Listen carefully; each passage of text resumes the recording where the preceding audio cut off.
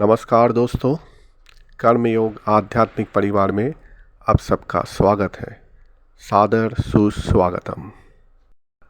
दोस्तों, गुरु द्वारा बताई गई कोई भी सिद्धांत या रास्ता शिष्य या भक्त कैसे ग्रहण कर रहा है और कैसे अमल कर रहा है, उस बात पर ये हर शिष्य या भक्त अपने तरीके से अलग अलग तरीके से ही करता है। कुछ शिष्य ऐसे होते हैं जो कि गुरु द्वारा बताई गई ज्ञान को सही तरीके से सोचने समझने के बाद गुरु से ही दोबारा पूछकर उनके निर्देश अनुसार ही उस पर काम करते हैं। और कुछ शिष्य ऐसे होते हैं, या यूँ कहिए इतने जल्दी में रहते हैं कि बिना सोचे समझे, बिना सही तरीके समझते हुए उस पर अमल कर डालते हैं, साथ ही अपना नुकसान भी कर लेते हैं। इसी सिलसिले में रामकृष्ण जी अपने भक्तों को एक शिष्य के बारे में एक कहानी सुनाया करते थे। आज वही कहानी आपको भी सुनाता हूँ। वो कहते थे, एक गुरुकुल में बहुत सारे शिष्य रहते थे और नियमित रूप से गुरु के द्वारा दिया गया निर्देश अनुसार काम करते थे। ध्यान, जप आदि, यज्ञ आदि सब संपन्न करते थे।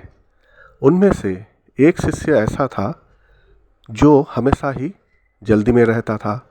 उसे ये लगता था कि सर्वप्रथम अगर मैं ये काम करके दिखा दूं तो गुरुजी मेरे को बहुत सारा आशीर्वाद करेंगे, तारीफ़ करेंगे और मेरा एक छवि गुरुकुल में सबसे अच्छा होगा।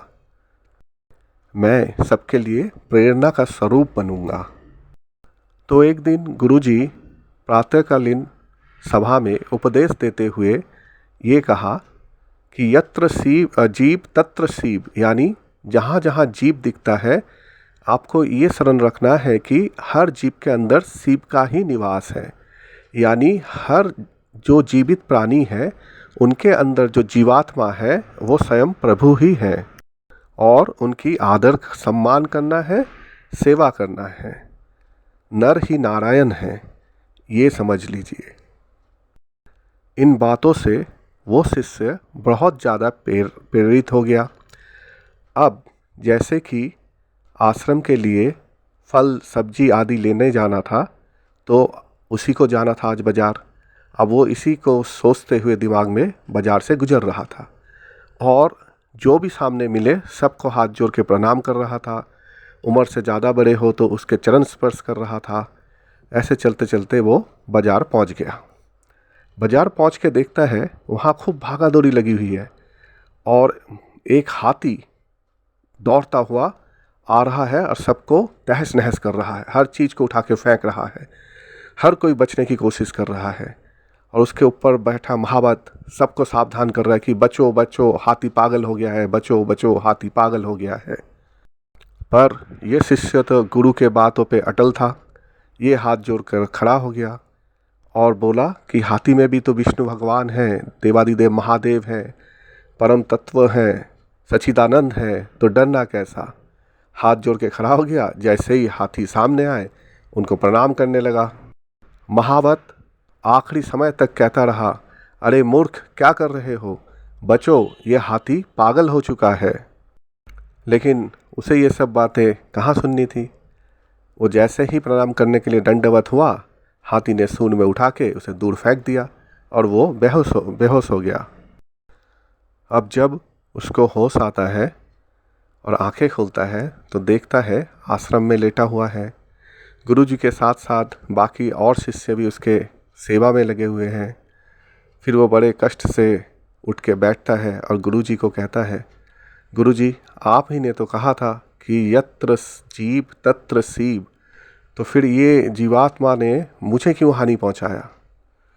गुरुजी ने बोला, ये आपकी बात बिल्कुल ठीक है, सटीक है कि उस हाथी में भी भगवान ही वास कर रहे थे, लेकिन वो समय उन्माद हो चुका था, उसे कोई सूध बूध नहीं थी।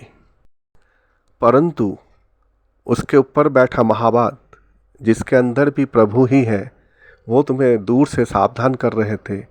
आखिरी वक्त तक तुम्हें सावधान किया कि बचो बचो, हाथी पागल हो चुका है। तुमने एक भगवान को तो नतमस्तक होकर प्रणाम करना चाहा, लेकिन दूसरे भगवान तुम्हें बचाने के लिए इतने बार बोले, लेकिन तुमने उनकी एक नहीं सुनी। अब बताओ गलती किसकी है? अब प्रभु तो जंगल के शेर के अंदर भी विराजमान है, तो क्या शेर के सामने जाओगे? शेर की जैविक प्रवृत्ति के अनुसार वो तो तुम पे हमला कर देगा, फिर कहोगे प्रभु ने हमला किया। तो बात को हर तरीके से पहले सोचो, समझो, विचार करो, उसके बाद उसको अपनी निजी ज़िंदगी में अमल करो, तो कभी नुकसान नहीं उठाओगे। दोस्तों, ये थी श्री श्री रामकृष्ण परमहंस जी द्वारा बताई गई एक छोटी सी कहानी। आशा करता हूँ आपको विषय और जानकारी अच्छी लगी होगी। अगले वीडियो में फिर मिलेंगे नए किसी विषय को लेकर। तब तक साथ बने रहें, साथ ही चैनल को लाइक, शेयर और सब्सक्राइब अवश्य करें।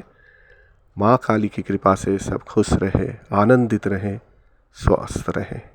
नमस्कार, धन्यवाद।